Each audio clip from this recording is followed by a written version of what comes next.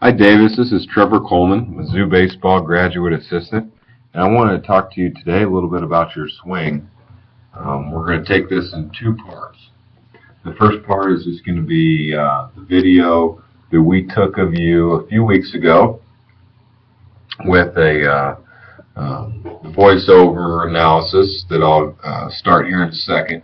The second part is going to be an analysis comparing you to a current Major League Baseball player and the way he swings the bat mechanically to be successful at his level. So, first of all, I want to thank you for being a part of the hitting experience this fall. I really hope that you've enjoyed competing weekly against some of your peers, and you're able to learn quite a bit about yourself as well as get swings in our facilities to help you become more interested in the game of baseball. So that seems to be the case, and let's get started here with your analysis. First of all, let's watch it one time through. This is just a single swing video. Give you an idea of what we're working with here on your swing. So this video is shot in slow motion. The camera automatically takes the video in slow motion, so it really helps to be able to break down frame by frame what's going on. So let's get started here. First thing I want to talk about is your stance. This is obviously your stance. In baseball, we've got our stance, we've got a launch position, and then we go from there into our contact and then our follow through. So this is our stance, which is should be an athletic position for us to transition into our load phase, our load stance, which is going to allow us to more easily gain momentum when we go to attack the baseball. So what we're looking for here is a stance that's able to conduct rhythm, and we don't see a lot of rhythm in your swing here. There's no necessarily moving parts or gauges that I see activators to be able to move.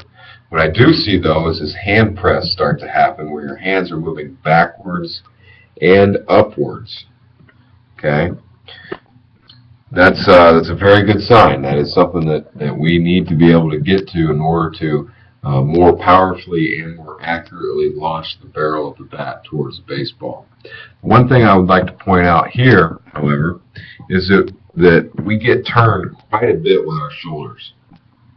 So what happens here is we're doing a somewhat of a, it's a good thing and kind of a bad thing. Your hips are somewhat closed, it looks like, kind of in that position. So we're creating torque is what the good quality of this is. We're coiling ourselves up and getting ready to uncoil ourselves towards a baseball.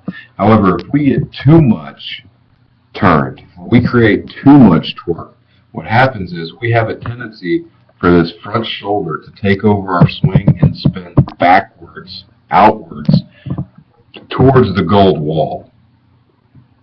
If this happens, we get into some difficult situations for our bat head to stay level going into the zone. What typically happens is our bat head drops, and we tend to pop the baseball up quite a bit more. So let me go ahead and delete these lines after I touch base on those points, and we'll continue to look at your swing. I forgot to mention in your stance, I would recommend a more bent stance as far as our knees are concerned, and just overall generate a more athletic position for us to go from. So far we've talked about knee bend in our stance, talked about possibly too much excess torque that we're creating in our upper body by being over-rotated in the closed direction. And then we'll continue to watch here. I want to watch your front elbow as we get going. This looks to me like there's a little bit of bend in here. This is a situation that we call barring out, an arm bar. And I can draw that for you a little bit here where this is pretty much locked out. What happens there is we have to be very, very, very precise at where just this little bitty spot on the bat head okay, has to meet that exact little bitty spot on the baseball. And if we have large levers working, the ability for us to make adjustments on the way to the baseball is going to be much more slim. That we're going to not have a very good ability to do that. So by breaking our arm, and I don't obviously mean breaking it, but using our elbow joint to break our arm and be able to throw the barrel of the bat at the baseball is going to allow us to be much more accurate. So I recommend that we don't get too far back in our load with our hands.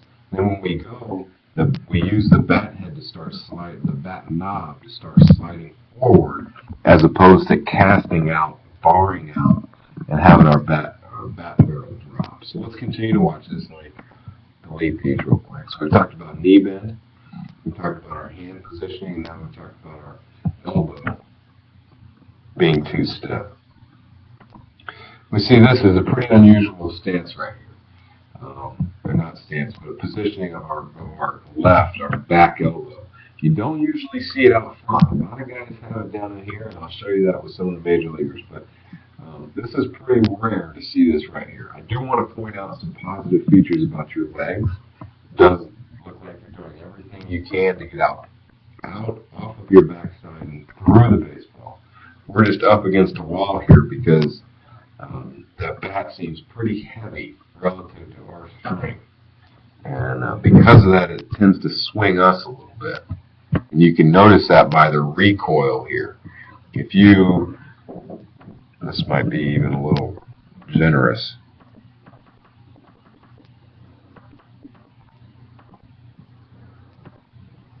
If you draw a line from here, from here to here, it's a little steep angle. We don't like to see that in our swing, that steep of an angle, and it still continues to fall backwards and recoil off of our swing. This is a telltale sign that our bat is too heavy for us. So I recommend doing our best to try and find a lighter bat for the time being.